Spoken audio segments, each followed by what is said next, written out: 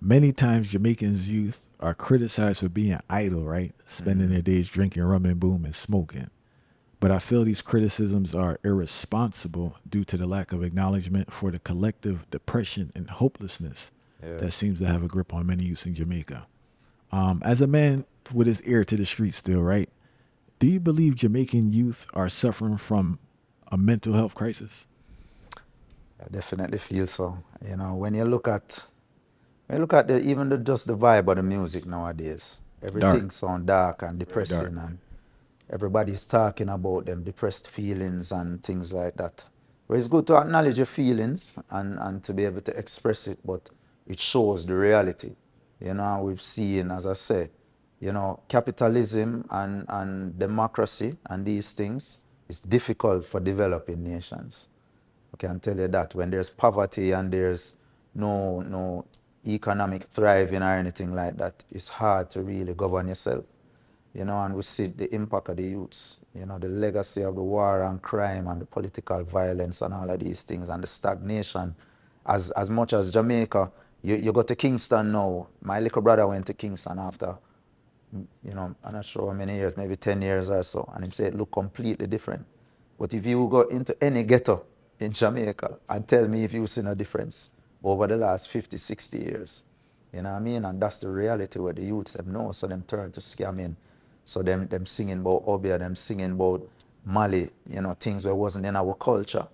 You know, the woman them a sing about all the things that them a do to other women, to man, all kind of thing, sexually and all of these things where, yeah, we always have a culture where we kind of on the edge with certain things, especially in the music creatively, but it's like, wait, then no, to me, yeah, for sure it has shown some mental issues within society. Yeah, there's The definitely a bleaching too is a major. big time with the We know bleaching. so that's mental. Big time. There's definitely been a moral decay.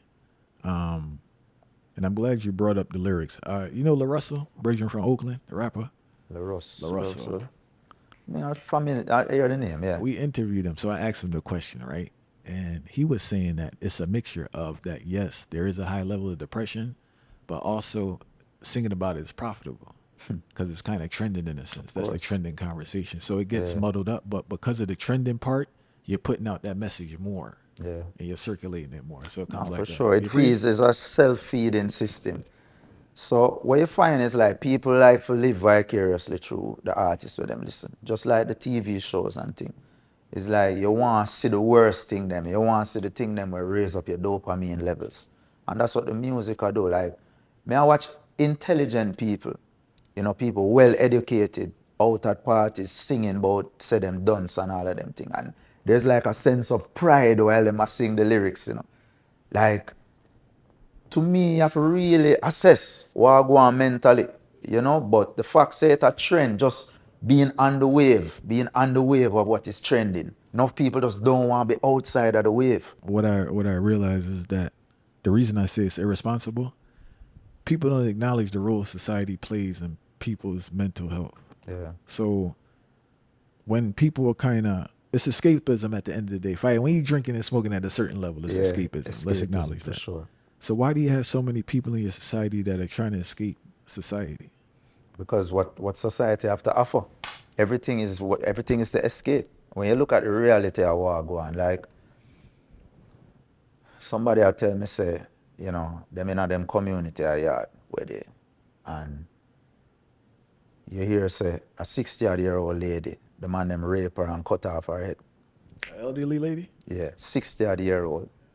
Just think about that.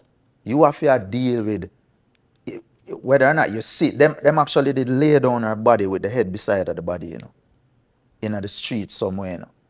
And it's like when you think about them thing there, imagine if you see that, or even just hearing about it is traumatizing. Imagine you deal with that every day. It must lick your chip at one point. And then what you do? You know, you don't have no remorse for anything after that. You start to lose touch with reality.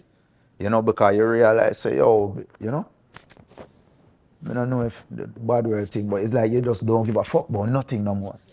You understand? And that is just the reality where enough of the youth them have. The youth them don't care no more. Because what? What them have to care about? It's just like Morgan Heritage, rest in power to Peter Morgan. Do you see anything to smile about? Look on the gully side. Look on where you see. And that's the life.